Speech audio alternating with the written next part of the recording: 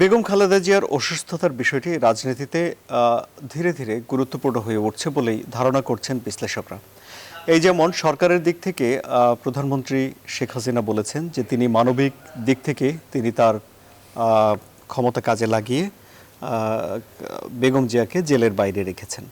বিএনপির দিক থেকে তারা বলছে যে এই মানবিকতার পেছনেও কিছু আইনগত ভিত্তি রয়েছে এবং তা কাজে লাগিয়ে তারা আরেকটু সুবিধা চান, যেন বেগম জিয়াকে দেশের বাইরে চিকিৎসার জন্য পাঠাতে পারেন। এই বিষয়টি আলোচনা হয়েছে পার্লামেন্টেও এবং সেখানে বিএনপির একজন সংসদ সদস্য বলছেন যে তারা নিজেদেরকে সংসদের অলংকার মনে করেন এবং যদি বেগম জিয়াকে বিদেশে চিকিৎসার জন্য পাঠানো না হয় তাহলে সেই অলংকার সংসদে নাও থাকতে পারে।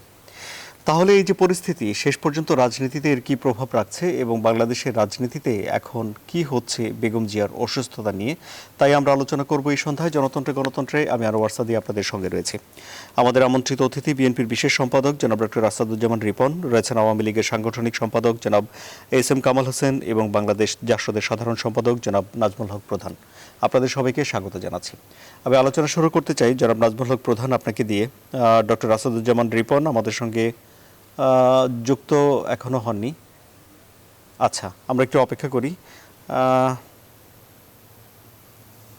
হ্যাঁ, ডক্টর আসাদুজ্জামান রিপন আমাদের সঙ্গে যুক্ত হয়েছেন, আপনাকে স্বাগত জানাচ্ছি। আপনি কি আমাকে শুনতে পাচ্ছেন ডক্টর রিপন?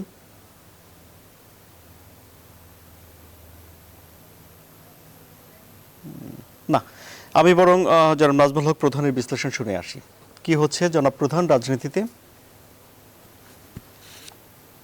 আসলে আপনাকে অসংখ্য ধন্যবাদ।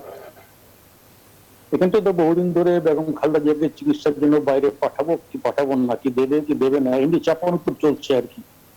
যে বিরোধী দলের পক্ষ থেকে বলা হচ্ছে ওনাদেরকে বাইরে চিকিৎসা পাঠানো হোক, সরকারের পক্ষ থেকে বলা হয়েছে যথেষ্ট সুযোগ সুবিধা পাচ্ছে, বেগম খালেদা বাসা থেকে চিকিৎসা করতে পারছে, ইত্যাদি ইত্যাদি বিষয়।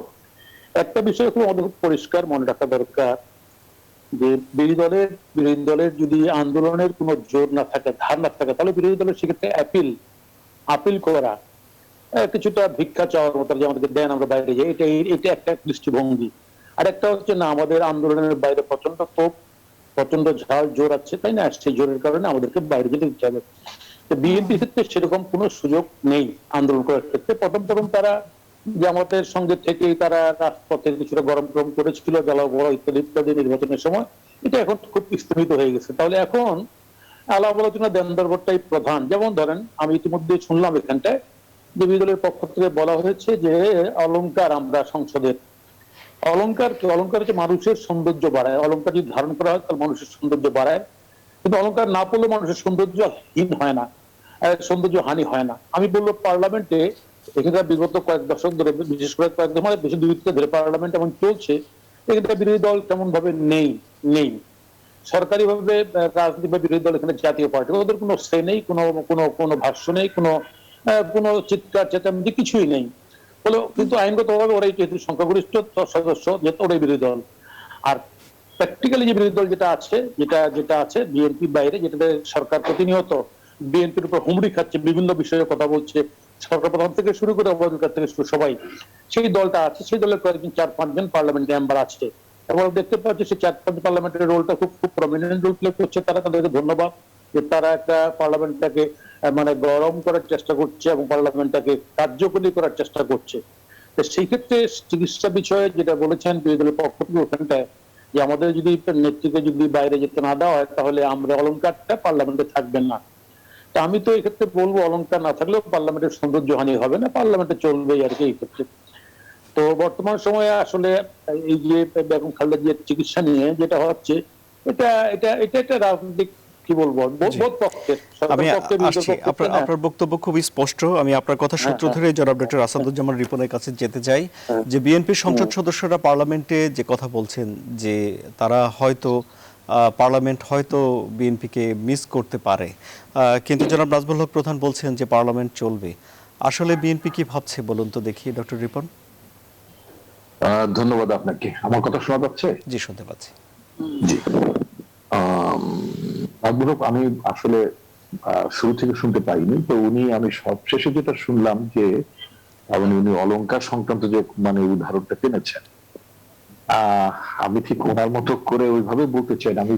আমি এটা মনে করি যে বিএনপি পার্লামেন্টে না থাকলে গভর্নমেন্ট বিএনপি কে মিস করবে, তা আমি মনে করি না।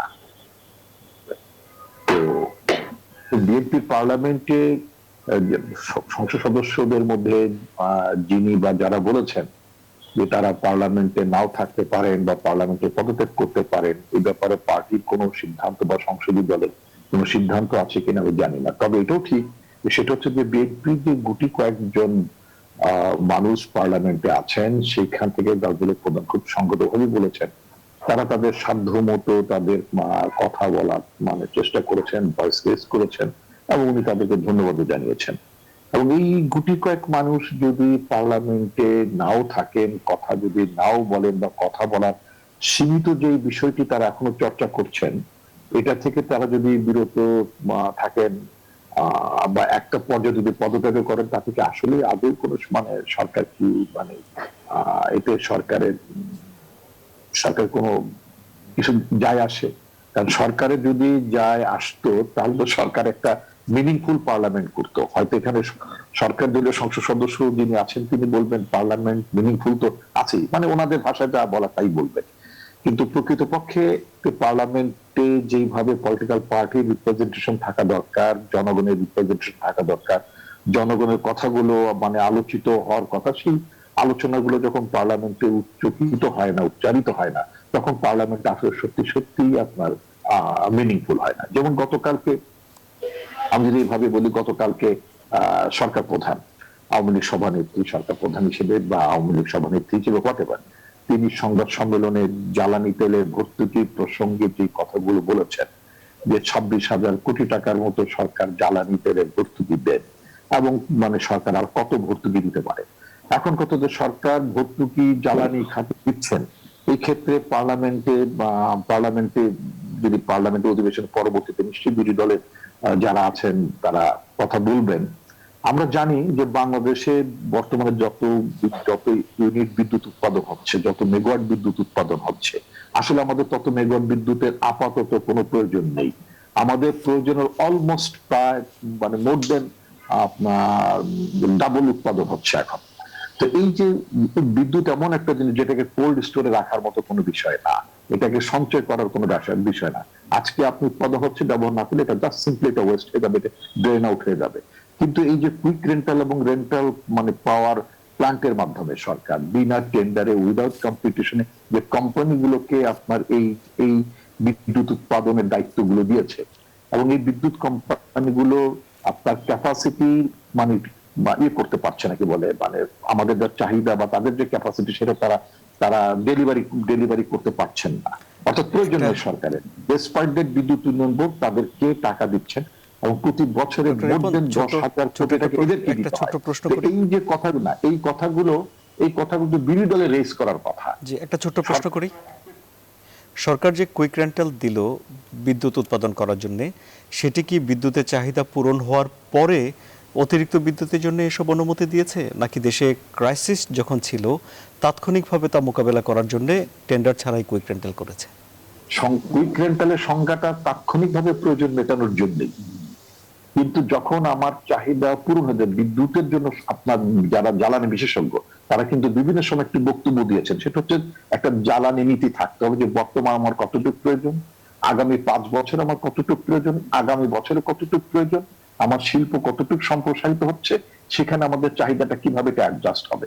কিন্তু দেখা যাচ্ছে যে এখানে জ্বালানি নীতিটা অনুসরণের চেয়েও এখানে সরকারের সমর্থক যে সমস্ত ব্যবসায়ী বৃন্দ আছে, যাদেরকে বিনা টেন্ডারে এই বিজনেস গুলো অ্যাওয়ার্ড করা হয়েছে, আমি বলবো অ্যাওয়ার্ড বলেন, রিওয়ার্ড বলেন, হোয়াটএভার যা করা হয়েছে, প্রতি বছর যদি কয়েকটা কোম্পানি, বিদ্যুৎ কোম্পানিকে পালতে পুষতে যদি 10,000 কোটি টাকা যায়, এবং এটাকে এই ভর্তুকিটা উনি কিন্তু জনগণকে দিচ্ছেন না। আমি আপনার কাছে আমি আবারও আসবো। আমি 30 সেকেন্ডে শেষ করি এই প্রসঙ্গটা। এই 10,000 কোটি টাকা কিন্তু উনি ভর্তুকি দিচ্ছেন মুষ্টিমেয় গোটা 50 বিদ্যুৎ কোম্পানিকে। এটা জনগণই ভর্তুকি সুফল পাচ্ছেন না।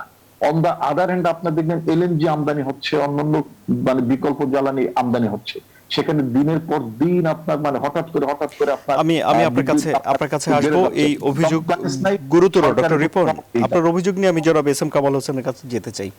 ডক্টর রিপনের মূল অভিযোগ হলো যে সরকার দেশের প্রয়োজনে নয়, কিছু ব্যবসায়ীকে সুবিধা দেওয়ার জন্য কুইক রেন্টালের ব্যবস্থা করেছে। কি বলবেন আপনি জনাব এস এম কামাল হোসেন? আপনাকে ধন্যবাদ। দুজন বিজ্ঞ আলোচক, এক সময় তুখোড় ছাত্র নেতা জনাব ডক্টর আসাদুজ্জামান রিপন এবং নাজমুল হক প্রধান, দুজনকে ধন্যবাদ জানাই, দর্শক শ্রোতাকে ধন্যবাদ জানাই। দেখেন, প্রধান ভাইও জানে এবং রিপন সাহেবও জানেন যে রিপন ভাইরা যখন ক্ষমতায় ছিল তখন বিদ্যুৎ দিতে পারেনি মানুষ, কিন্তু বিএনপির পদত্যাগ দাবি করছিল না। মানুষ চেয়েছিল বিদ্যুৎ। কি কারণে? তারা জমিতে পানি দেওয়ার জন্য, সেচের জন্য বিদ্যুৎ চেয়েছিল।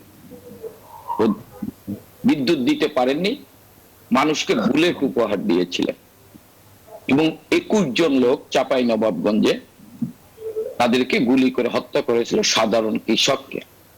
কৃষকের স্ত্রী বিধবা হয়েছিল, সন্তানরা পিতৃহারা হয়েছে।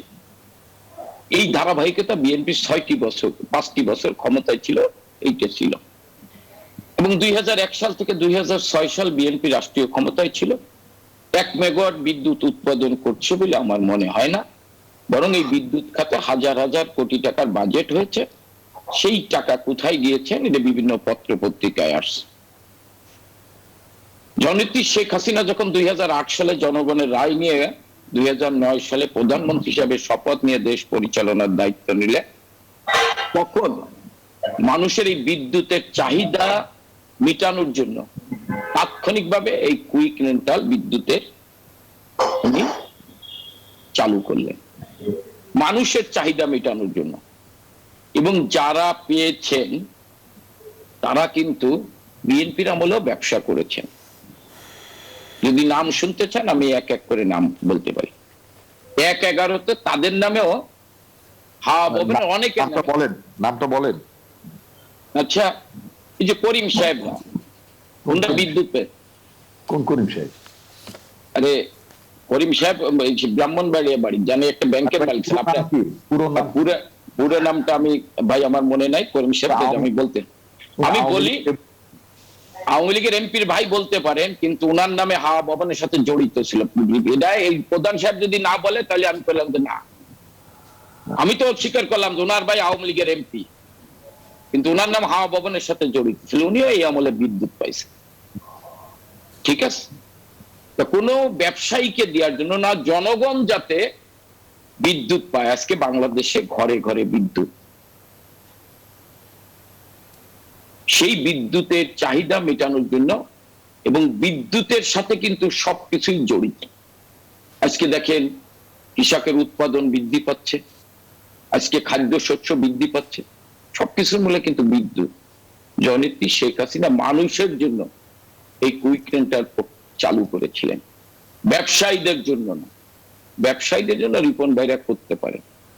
আর একটা কথা যেটা বলেছেন যে দেখেন, আপনি যেটা আজকে যেটা বলছেন যে এই পার্লামেন্টে বিএনপির 5 থেকে 7 জন সংসদ সদস্য, এই পার্লামেন্টে তারা যেভাবে তীর্যক ভাষায় সমালোচনা করতে পারেন, 2001 সাল থেকে 6 সাল সেই পার্লামেন্টে কিন্তু কথা বলার অধিকার ছিল না। পার্লামেন্টের নর্মস, বিরোধী দলের নেত্রী মাইক চেলে তাকে মাইক দিতে হয়। কিন্তু 2004 সালের 21 আগস্ট যখন গ্রেনেড হামলা হয়েছিল, আজকের প্রধানমন্ত্রী বিরোধী দলের নেত্রীকে হত্যা করার জন্য সেদিন হাওয়া ভবনে বসে তারেক জিয়া ৭৫-এর খুনি মেজর নূর আর ৭১-এর খুনি যুদ্ধ অপরাধী মুজাহিদিনকে বৈঠক করে আজকের প্রধানমন্ত্রীকে হত্যা করার জন্য যে পরিকল্পনা করেছিল, 11টি গ্রেনেড নিক্ষেপ করেছিল শান্তিপূর্ণ সমাবেশে। সেদিন নারী নেত্রী আইবি রহমান সহ 22 জন আওয়ামী লীগের নেতাকর্মী মারা গিয়েছিলেন। সেই পার্লামেন্টে, সেই সময় পার্লামেন্ট চলছিল, সেই পার্লামেন্টে রক্তাক্ত ক্ষত বিক্ষত বিরোধী দলের নেত্রী দাঁড়িয়েছিলেন কথা বলার জন্য। কথা বলতে দেয়নি, মাইক বন্ধ করে নিয়েছে। একদিন আলোচনা করতে পারেননি ওই পার্লামেন্টে, বরং সেদিনকে সংসদ নেত্রী কি বললেন, উনাকে মারবে কে? উনি ভ্যানিটি ব্যাগে করে গ্রেনেড নিয়ে গিয়েছিলেন। এই পার্লামেন্টে, কিন্তু বিরোধী দলের নেত্রী যার গায়ে স্পিনটা, তিনি কথা বলতে পারলেন না। ওই সংসদে অনেক সংসদ সদস্য ছিল, সিনিয়র সংসদ সদস্য, জাতীয় নেতা, তারাও স্পিনটার তাদের গায়ে ছিল, তারা দাঁড়িয়েছে, আমি নাম বলতে পারি, তাদের কথা বলতে দেয়নি। আপনি এবং ওই পার্লামেন্টে রিপন ভাইও চেনেন, প্রধান ভাইও চেনেন, বাপ্পি স্বৈরাচার বিরোধী আন্দোলনের একজন কর্মী, ছাত্রলীগ করতো বাপ্পি, ওই পার্লামেন্টে কথা বলতে চেয়েছিল। একজন পুরুষ এমপি, আমি তার নাম বলতে চাই না, একজন মহিলা এমপি, তারা তাড়িয়ে গিয়েছিল তাকে মারার জন্য। কিন্তু এই পার্লামেন্ট,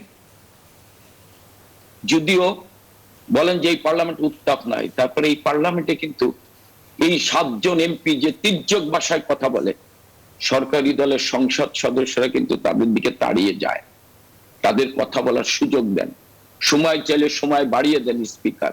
এই হচ্ছে পার্থক্য। আমি যেটা বলতে চাই যে দেখেন, রিপন ভাইদের দৃষ্টিতে কোনোদিন আওয়ামী লীগ, শেখ হাসিনা ভালো কাজ করবে না। আচ্ছা, বিএনপির জি জনাব এস এম কামাল হোসেন, বিএনপির সংসদ সদস্যরা যে বলছেন তারা সংসদে নাও থাকতে পারেন, যদি তারা সংসদ থেকে পদত্যাগ করেন সেটি কি প্রভাব পড়বে এই রাজনীতিতে? মানে আমরা হয়তো তাদের কথাগুলো শুনতে পারবো না, সরকারকে যে তির্যক ভাষায় সমালোচনা করবে এইটা শোনা যাবে না। তাছাড়া এই পার্লামেন্টের কোন সৌন্দর্য মানে কমে যাবে, বা এই পার্লামেন্টের অলংকার চলে যাবে। তারা যারা বলেন তারা বাইরে মানে অন্যদের কাছে, যারা দেশ এবং দেশের বিরুদ্ধে ষড়যন্ত্র করে, তাদের কাছে অলংকার হইতে পারে, বাংলাদেশের মানুষের কাছে অলংকার না। এই কারণে সংসদ থেকে যদি তারা থাকুক, আমি এটা প্রত্যাশা করি। যদি কোনো কারণে চলে যায়, একজন উনরা চলে যাবেন বেগম খালেদা জিয়া। বেগম খালেদা জিয়া তো এই সরকার মামলা করেননি। 2008 সালে বেগম খালেদা জিয়ার প্রিয় সরকার মহিউদ্দিন ফখরুদ্দিনরা মামলা করেছেন, এবং এই মামলা 236 কার্য দিবস চলেছে। এই মামলা 32 জনের মতো সাক্ষী দিয়েছেন, 28 কার্য দিবস আত্মপক্ষ সমর্থন, 14 কার্য দিবস যুক্তিতর্ক হয়েছে। পার্লামেন্ট এই আদালতে সাজা হয়েছে এবং উচ্চ আদালতে আপিল করেছেন। উচ্চ আদালত কি বলছেন? বেগম খালেদা জিয়ার, আমি কি বলবো 30 সেকেন্ড একটু বলি। উচ্চ আদালত কি বলছেন? উচ্চ আদালতে প্রধান বিচারপতি সৈয়দ মাহমুদ হোসেনের নেতৃত্বে 6 সদস্যের যে বোর্ড, মানে আপিল বেঞ্চ বসেছিল, সেখানে বিএনপির সব বড় বড় আইনজীবীরা আপিলের জন্য আবেদন করেছিলেন, কিন্তু তারা 3টি কারণে বেগম খালেদা জিয়াকে সেদিন মুক্তি দেননি। এই সরকার তো খালেদা জিয়াকে আটকে রেখে নেই। খালেদা জিয়া এতিমের টাকা উনি, আমি বলি যে আত্মসাৎ করেছিলেন, অন্য খাতে নিয়ে গেছিলেন, সেইটাকে নিয়ে কথা না একজন সরকার প্রধান হিসাবে, যার ফলে তার অনিয়ম এবং তার ক্ষমতার ব্যবহার কারণে তার বিরুদ্ধে সাজা হয়েছে। বিরতির পর আবারও আমি আপনার কাছে বিস্তারিত শুনতে আসবো। বিরতিতে যাচ্ছি, তবে তার আগে ডক্টর আসাদুজ্জামান রিপন আপনার কাছে 2 মিনিটের জন্য যাই। জনাব এস এম কামাল হোসেন বলছেন যে যারা দেশবিরোধী ষড়যন্ত্র করে তাদের কাছে বিএনপির এই 7 জন সংসদ সদস্য অলংকার হতে পারে, দেশের মানুষের কাছে জনাব কামাল হোসেনের মতে এই 7 জন সংসদ সদস্য অলংকার নয়। কি বলবেন আপনি? উনি ওনার দৃষ্টিভঙ্গিতে ঠিকই বলেছেন, আমি এটা ওনার সাথে আমার ভিন্ন মত পোষণ করার কোনো কারণ নেই। কারণটা হচ্ছে যে ওনারা তো আসলে ওনার মতন করেই অলংকার চান। ওনাদের যেইভাবে কানের দুল দরকার, গলার হার দরকার, মাথার টিকলি দরকার, ওনারা সেইভাবেই পার্লামেন্টকে সাজিয়েছে নিশিরাত্রে, তাই না? এখন এর মধ্যে থেকেও হঠাৎ করে আপনার 6-7 জন তারপরও ঢুকে গেছে, অতএব ওই কটা যত তাড়াতাড়ি নিষ্কান্ত তত ওনাদের জন্য আরো ভালো। তো এই যে পার্লামেন্ট ওরা গত 14 বছর 151 জন বিনা ভোটে 14 সালে একবার পাশ করিয়ে নিয়েছে, এরপরে নিশিরাতে আবার পাশ করালেন। এই নিশিরাতের সরকারের সমর্থক তাদের দলের, এর চেয়ে তো আপনার অন্য কোনো কথা বলা তাদের কাছ থেকে আশা করার কোনো কারণ নেই। তো আমি মনে করি যে আসলে দেশটা তো আসলে একদলীয় সরকার চলছে, একটা বেনামে বাকশাল চলছে এখানে। এখানে একদলীয় শাসন ব্যবস্থা চলছে, এখানে নাম কস্তে বিরোধী দল ওই যে মানে আপনার সেই সব জানতো গোটা 2 আনত, তেরে মেরে ডান্ডা করে দেবো ঠান্ডা। ওনাদের দরকার যেই সব করে না কো ফুসফাস, মারে না কো ঘুষ ডাস, সেই সব জানতো গোটা 2 আনত। ওই বাবুরাম ঠাকুরের যে কবিতা ছোটবেলায় পড়েছিলাম, ওনাদের দরকার ওই রকম টাইপের বিরোধী দল। ওরা এখনো আপনার মনে আছে দেখি পার্লামেন্টে বেশ ওই ধরনের হ্যাঁ, ওটা একটা ছোটবেলা বিরতি নেই, আপনার ছড়ার রেশের মধ্য দিয়েই একটা ছোট বিরতিতে যাই, ফিরে এসে জনাব ডক্টর আসাদুজ্জামান রিপন আপনার কাছেও বিস্তারিত শুনবো। একটা ছোট বিরতি নিতেই হচ্ছে। সুপ্রিয় দর্শক, আপনারা আমাদের সঙ্গে থাকুন। আবারও স্বাগত। আপনারা দেখছেন জনতন্ত্র গণতন্ত্র। আলোচনা শুরু করছি জনাব নাজমুল হক প্রধান আপনাকে দিয়ে। আপনি বলছেন যে বিএনপির যে 7 জন সংসদ সদস্য আছে তারা যদি সংসদে না থাকে তাহলে সংসদ চলবে, কিন্তু ডক্টর আসাদুজ্জামান রিপন একটি অভিযোগ করলেন যে এই সরকার চায় ফুসফাস করবে না এমন সংসদ যাদেরকে একদম তেড়ে মেরে ডান্ডা ঠান্ডা করে দেয়া যায় আর কি। কি বলবেন আপনি?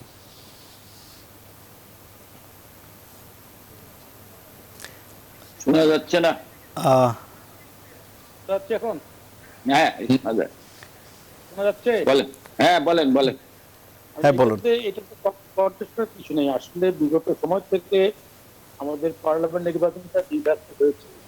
যারা বিরোধী পক্ষ হওয়ার কথা তারা বিরোধী পক্ষ হন নাই। এটা গৃহপালিত বিরোধী দল বানানো হয়েছে।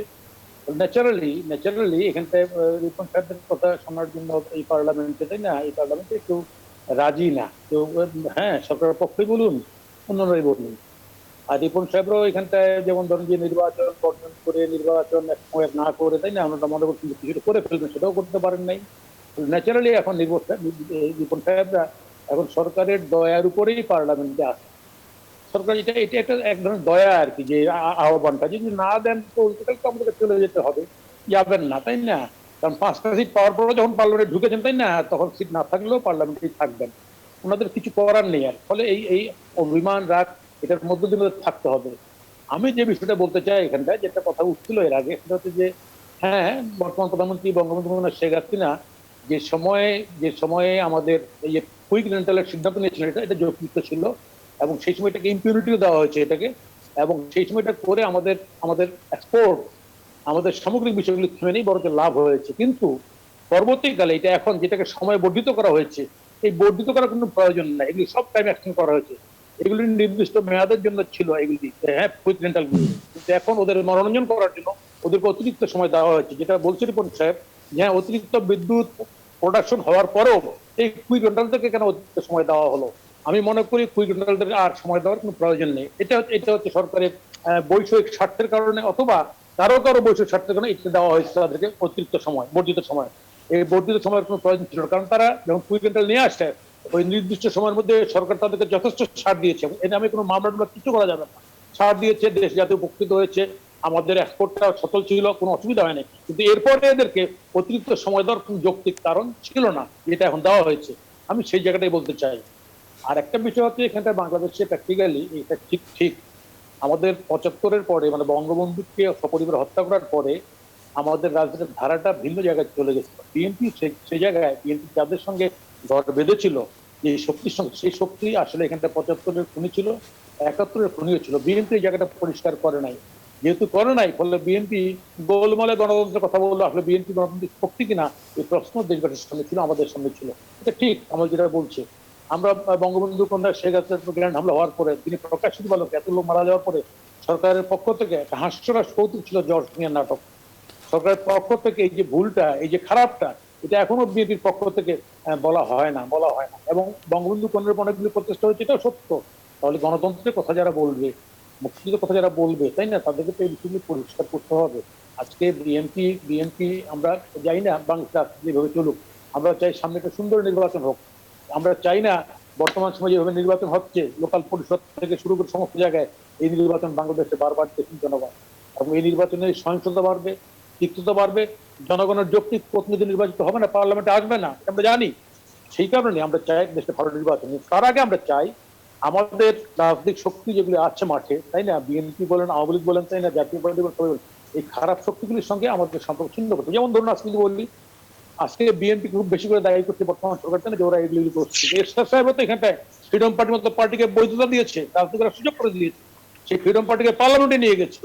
ফলে এরশাদ সাহেব, মিলিটারি শাসন যারা ক্ষমতায় আসছে, তাই না, তারা খারাপ শক্তিগুলির সঙ্গে যে সক্ষতা করে রাজনীতি করে বাংলাদেশের গণতন্ত্রকে নির্মূল করতে চেয়েছে, এতে কোনো সন্দেহ নেই। আজকের প্রেক্ষাপটে শুধুমাত্র এই ধরনের ফোর্সকে কি বলা যায় যে একটা যে কোনো কারিকালাম করে ক্যারিকাচার করে, তাই না, ক্ষমতায় এসে এই শক্তিকে এদেরকে ক্ষমতা থেকে রাজনীতি বিতাড়িত করা যাবে না। তাহলে দরকার হচ্ছে একটা সত্যিকার হচ্ছে একটা সবার অংশগ্রহণমূলক একটা ডায়ালগের ভিত্তিতে একটা ভালো নির্বাচন, যে নির্বাচনে সবাই অংশগ্রহণ করতে পারে এবং সবাই তার যৌক্তিক মামলাটা জনগণের কাছে নিতে পারে। আজকে শুধু কথা বললেই হবে না, আজকে বিএনপির পক্ষ থেকেও যেভাবে কথা বলা হচ্ছে, কিন্তু অতীত পাঁচটা বিএনপির স্মরণ করা উচিত যে তারা কি কাজ করেছিল। আজকে সামগ্রিকভাবে আমি মনে করি বর্তমান সময়ে বাংলাদেশের সামনে একটা আমাদের অনেক 50 বছর পেরিয়ে গেছে আমাদের, এটা এই দেশটার জাতির জনক বঙ্গবন্ধু শেখ মুজিবুর একটা সন্দেহ নেই, এই দেশটা মুক্তিযুদ্ধ হয়েছিল, ইসলাম শহীদ হয়েছিল, এটাও সন্দেহ নেই। তাহলে এগুলির উপর কোনো বিতর্ক করে বাংলাদেশের রাজনীতি সাময়িক কেউ কোনো ষড়যন্ত্রের সুযোগ নিতে পারে বা কিছু একটা করতে পারে, কিন্তু আলটিমেটলি যে করা যাবে না এটা পরিষ্কার। আমি সেই জায়গাটাই সবাই যাতে একমত হয় এবং বাংলাদেশের সামনে যাতে একটা সুন্দর নির্বাচন, অংশগ্রহণ নির্বাচন যাতে অনুষ্ঠান করতে পারে, সেই লক্ষ্যে সবাইকে আমি আমি জানেন যে সামনেই এখানটা যেমন এই যে আপনার নির্বাচন কমিশন ছোট জগন্নাথ, তার কোনো কাজ নাই নির্বাচন কমিশন, বলা হা হু করা ছাড়া কোনো কাজ নাই, সরকার সমস্ত কন্ট্রোল করছে। ফলে এই সামগ্রিক বিষয়গুলিতে একটা আলোচনা দরকার, যে আলোচনার কারণে আমরা এই 50 বছর যেভাবে পার করলাম, সামনের বছরগুলি আমাদের সেভাবে পার যাতে না করতে হয়, সেইটা আলোচনা আমাদের করতে হবে। জি, অনেক ধন্যবাদ। জনাব ডক্টর আসাদুজ্জামান রিপন, আরও একবার আপনার কাছে আসছি।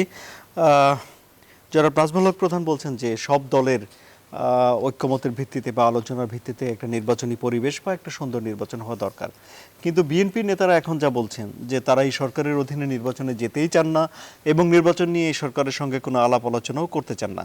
তাহলে একটি রাজনৈতিক দল হিসেবে জনাব নাজমুল হক প্রধান যে আকুতি জানাচ্ছেন তা তো বিএনপির মন মতো হচ্ছে না, কি বলবেন? ধন্যবাদ আপনাকে। আসলে বিষয়টা হচ্ছে যে আপনার ঐক্যমতের যে কথাটা বলেন, ঐক্যমতটা কি? জনগণ চায় একটা মানে জনগণের প্রতিনিধিত্বশীল একটা পার্লামেন্ট, একটা জনগণ চায়। জনগণ চায় যে তারা ভোট দিয়ে তাদের প্রতিনিধি তারা নির্বাচিত করবেন, সেটাও তারা চান। জনগণ চায় তার পছন্দের সরকার তারা বেছে নেবেন এবং সেই সরকারের কোনো অন্যায় অপরাধ থাকলে বা তার পছন্দ অনুযায়ী সেই সরকারকে তারা না করতে পারেন, না বলে দিতে পারে। এই যে রাইট, পিপুলের যে অধিকার, সেই অধিকারের জায়গাটা যেহেতু সংকুচিত হয়ে গিয়েছে এবং জনগণ যেখানে ভোট কেন্দ্রে যেতে পারে না, জনগণের কিন্তু ভোট কেন্দ্র যা মানে না যেতে যেতে এটা একটা অভ্যাসে পরিণত হয়ে গিয়েছে। কারণ জনগণ যেটা আমার ভোটের কোনো রিফ্লেকশন হবে না। এখানে মুসলিম প্রধান সাহেব বা আমি বা এক্স ওয়াই জেড এর চিন্তা ভাবনার চেয়ে যেটা দরকার, নির্বাচনী ব্যবস্থার মেকানিজম ইমপ্রুভ করার ব্যাপার আছে। এখানে আপনার রাজনৈতিক দলগুলোর কিছু পলিটিক্যাল ম্যানেজমেন্ট, রাজনৈতিক ব্যবস্থাপনা, সেটারও এক ব্যাপার আছে। এটা অনেক ব্যাপার, কিন্তু অনেক বড় মাপের সংস্কারের দরকার। এখন যেমন আপনি দেখবেন, আমি যদি এভাবে বলি, এখন বাংলাদেশ সংবিধান আছে যে প্রাপ্তবয়স্ক বোধহয় 18 বছর উপরে হলে ভোট দেওয়া যায়, তাই তো? 25 বছর বয়স হলে পার্লামেন্টে যাওয়া যায়, 40 বছর হলে বোধহয় প্রেসিডেন্ট হলে, এবং কতগুলো বিধিবিধান থাকে। কিন্তু কথা হচ্ছে যে আমরা যে এই যে 5 বছর পর পর একটা ভোট, সেই ভোট দিনে হোক রাতে হোক মেরে কেটে হোক, মানে একটা ভোট হচ্ছে, সরকার আসছে, সরকার থাকছে, এবং মোটামুটি আপনার বলা যেতে পারে যে এই জাতীয় সরকার ভোটের মধ্য দিয়েই, কোন সরকারই কিন্তু মেয়াদের আগে কোন সরকারই নামেনি। যখন আপনার তত্ত্বাবধায়ক সরকার ছিল তারাও কিন্তু মেয়াদের আগে কেউ সরকার ক্ষমতা থেকে নামেনি। এখন তাতে করে কি বাংলাদেশের গণতান্ত্রিক ব্যবস্থার উন্নতি হয়েছে? হয়। নির্বাচনী ব্যবস্থার উন্নতি হয়েছে? হয়নি। বাংলাদেশের রাজনৈতিক দলের সাংগঠনিক অবস্থার উন্নতি হয়েছে? হয়নি। বরং এটা দিনকে দিন এটা রসাতলে গিয়েছে। সেটার জন্য যেই সিস্টেমটি ইভলভ করা দরকার, সেটা হচ্ছে যেমন পলিটিক্যাল পার্টি। আপনি ধরেন 300 লোকের পার্লামেন্ট, এটা সংসদ, 300 লোক বললে বোধহয় আবার অবমাননা হয়ে যেতে পারে। 300 সংসদ সদস্যের একটা পার্লামেন্ট।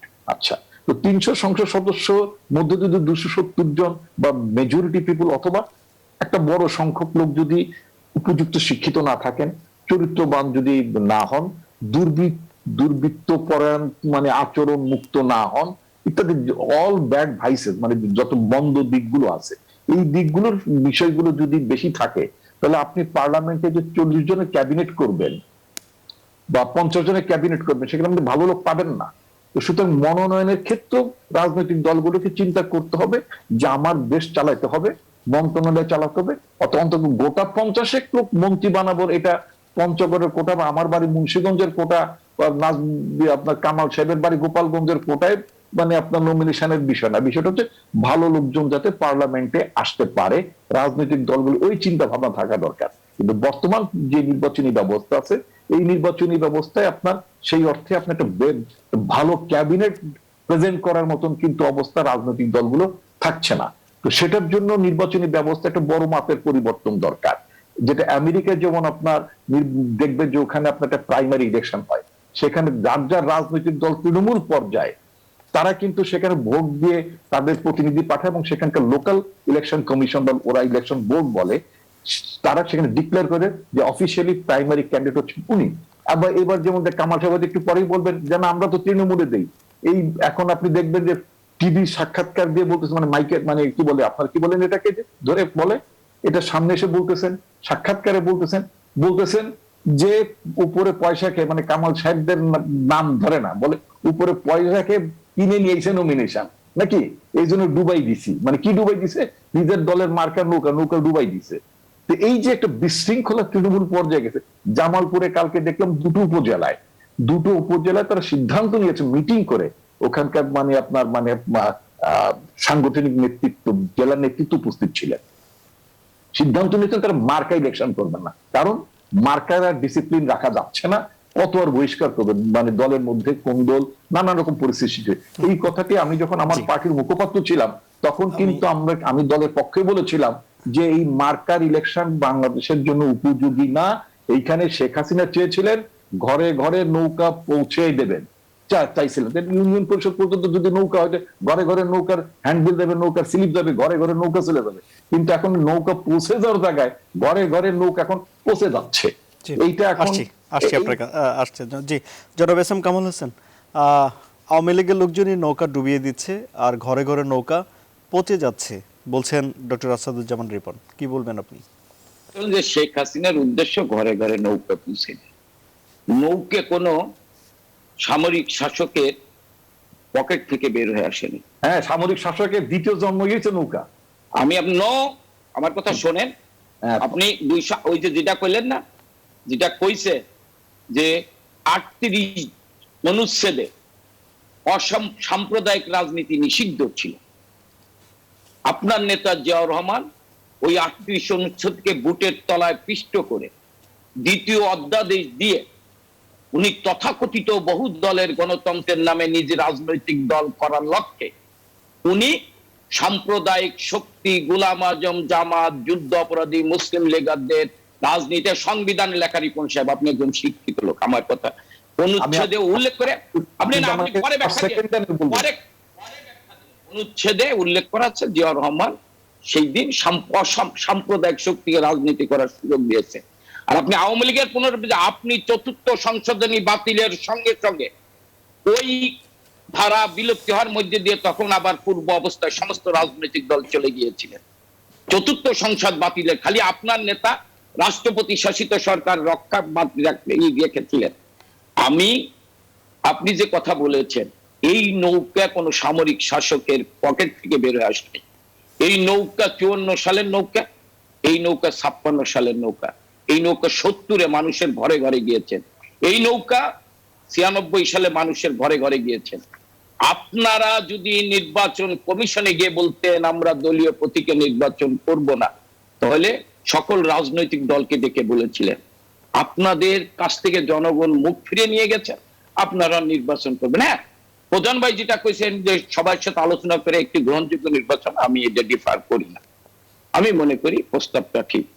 কিন্তু আপনি রিপন সাহেব যতগুলো ভালো কথা বললেন, আপনার কথাগুলো আমি মনোযোগ সহকারে শুনছি।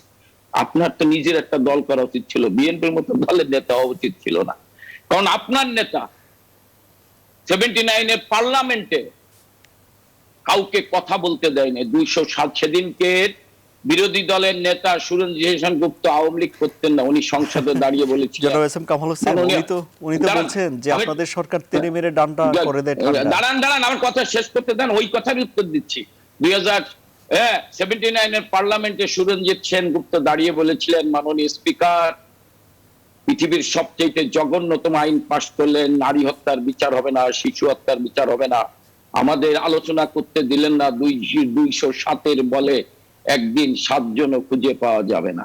মিজানুর রহমান চৌধুরী সেদিন বিরোধী দলের সংসদ ছিলেন, সুধাংশু শেখর হালদার কথা বলতে পারেননি। হালদার কথা বলতে পারেননি 79 এর পার্লামেন্টে। উনি যেটা বললেন, এই কারণে নৌকানা সেদিন সকল দলের সিদ্ধান্তের প্রতি শ্রদ্ধা জানিয়ে আওয়ামী লীগ বলছে আমরাও প্রতীকী ইলেকশন করব। আজকে যদি দলীয় প্রতীকী ইলেকশন না করেন, যান না নির্বাচন কমিশনে যে বলে আসেন দলীয় প্রতীকী ইলেকশন আমরা চাই না, বন্ধ করেন। নির্বাচন কমিশন সবাইকে ডাকুক। আপনারা সেই কথা বলবেন না। আর একটা কথা বলেছে যে নির্বাচনে, হ্যাঁ আর সময় নেই আপনার জন্য, 20 সেকেন্ড। নির্বাচনে জনগণ যায় না। এই ইউপি নির্বাচনে জনগণ কিন্তু 70% লোক ভোট কেন্দ্রে যাচ্ছে। আপনাদের অপপ্রচার, আপনাদের সন্ত্রাসী কর্মকাণ্ডের কারণে জনগণ ভোট থেকে, কিছু জনগণ ভোট থেকে বিরত ফিরেছেন। আর একটা কথা, এক সেকেন্ড, আর একটা কথা উনি রিপন সাহেব বলেছেন। রিপন সাহেব যেটা বলেছেন যে দেখেন আওয়ামী লীগ জনাব এস এম কামাল হোসেন, আমি খুবই দুঃখিত, আমার হাতে আর সময় নেই। আরো খবর বিশ্লেষণ জানতে সুপ্রিয় দর্শক আপনারা ভিজিট করুন www.news24bd.tv। সবাইকে ধন্যবাদ।